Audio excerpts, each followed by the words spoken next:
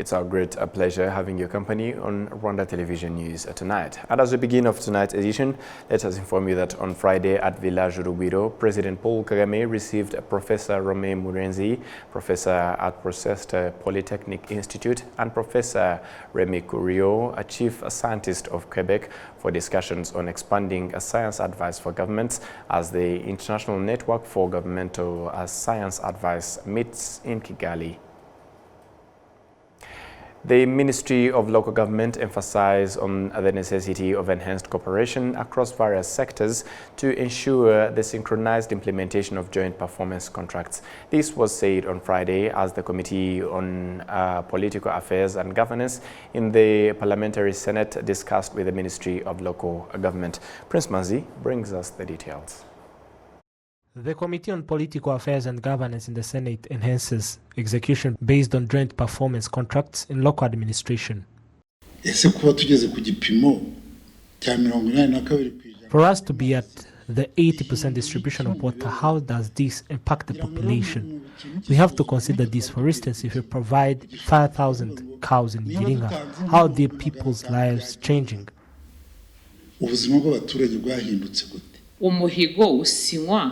The performance contracts are signed in absence of funds, or people are to first have the budget to prevent a district to sign yet with no budget to execute. The Minister of Local Government, Jean-Claude Musabdimana, demonstrated challenges in the implementation of joint performance contracts, mainly based in ineffective collaboration in various sectors.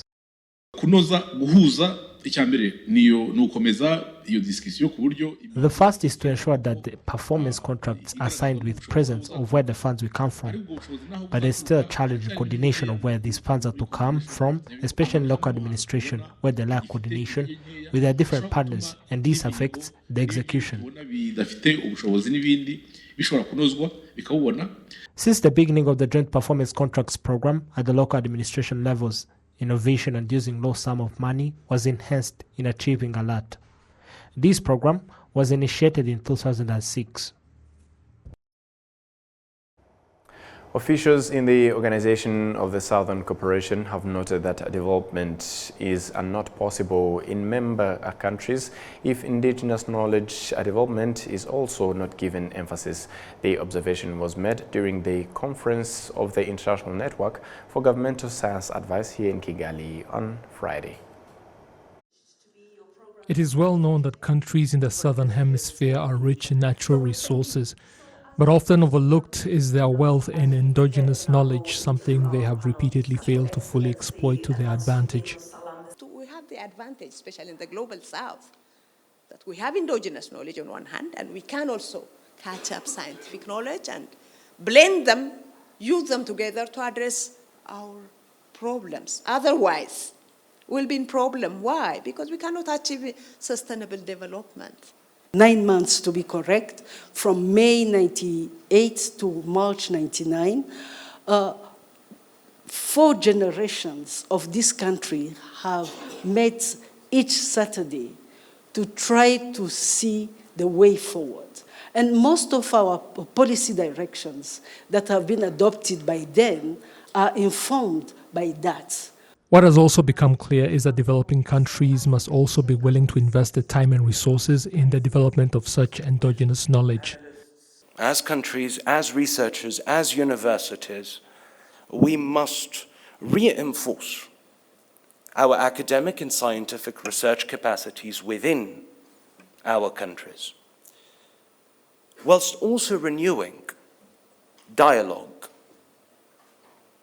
with areas of knowledge that are present across our countries of the South, but that have been historically marginalized, excluded from the discourse of knowledge, our ancestral knowledge. Other participants at the conference also noted on the importance of using the knowledge of developed nations in a complementary fashion with endogenous knowledge for faster development.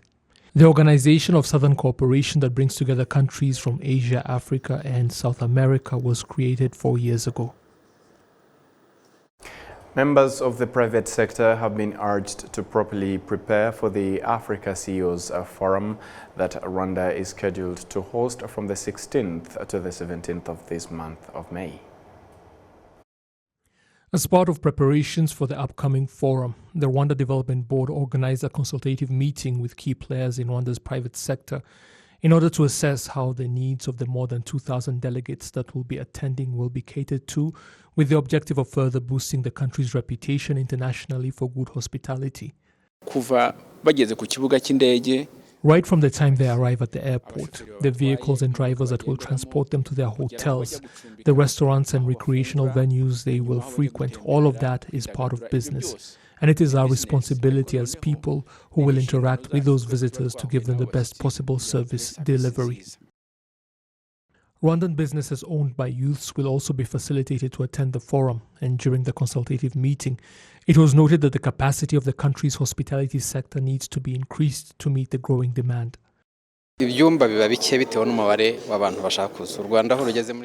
Hotels become fully booked because of the large numbers of people who want to come here, because of Rwanda's popularity when it comes to tourism, which is a good thing.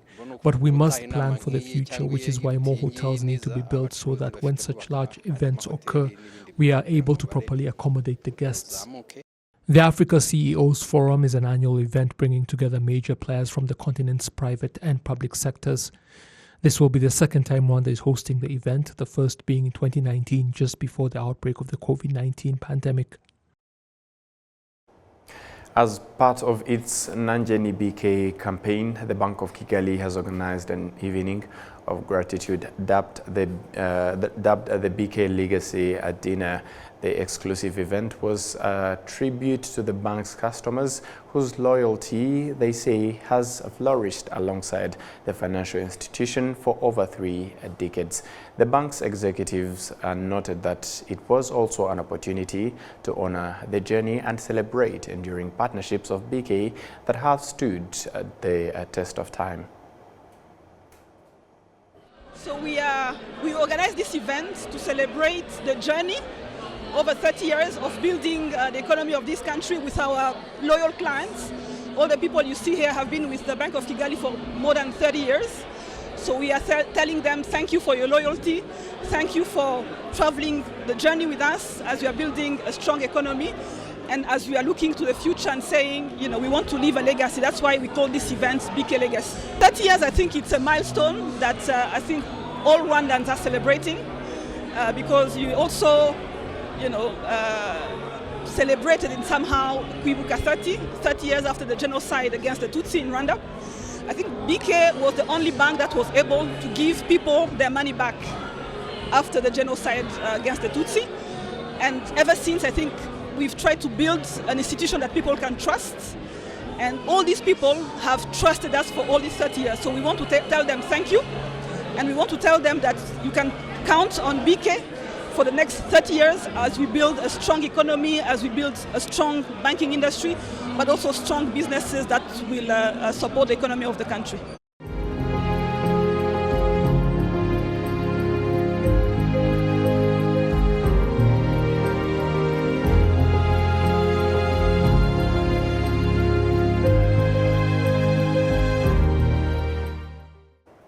Members of the Unity Club in Rwanda express their commitment to preventing a recurrence of the divisive and genocidal history associated with the past leadership of the country. They reiterated their dedication of fostering unity and promoting leadership devoid of divisions. The pledge was made after the leaders visited the Murambi Genocide Memorial in Nyamagabe district.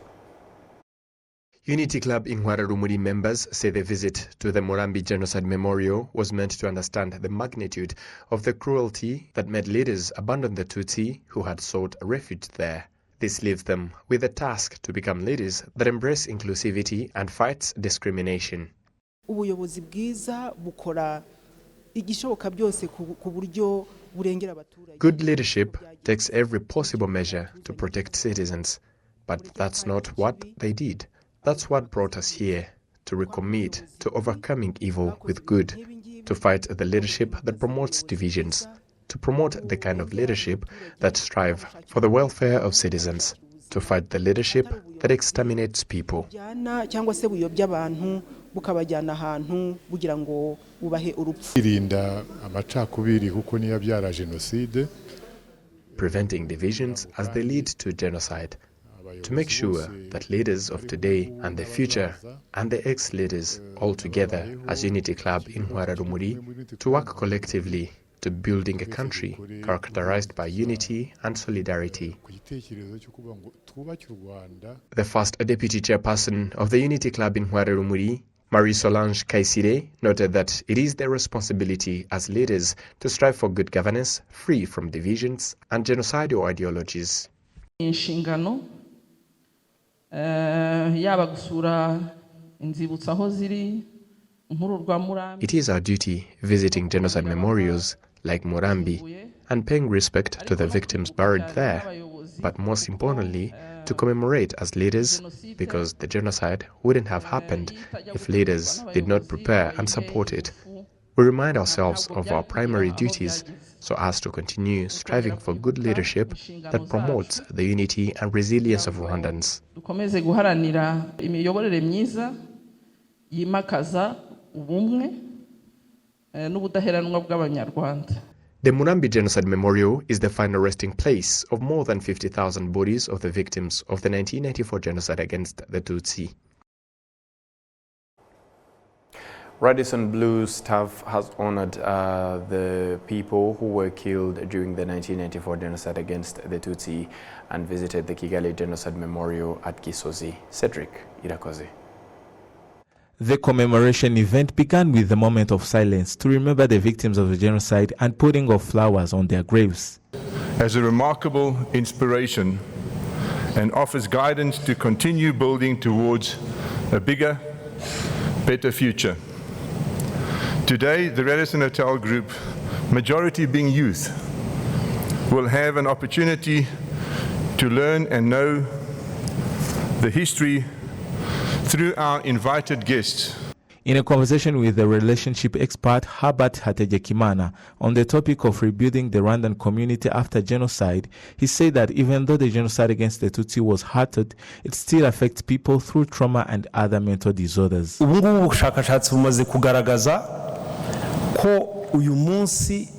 Research has shown that people who were born after the genocide can be affected by it, similar to those that actually experienced it in 1994.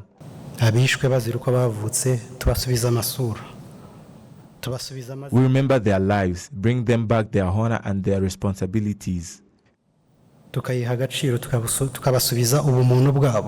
from Rwanda Biomedical Center show that at least 1 in 5 people are living a trauma related to the genocide against the Tutsi. Cedric Irakoze, RTV News.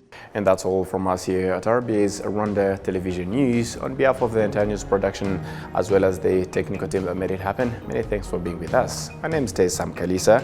We wish you a safe and fun-filled weekend. Goodbye.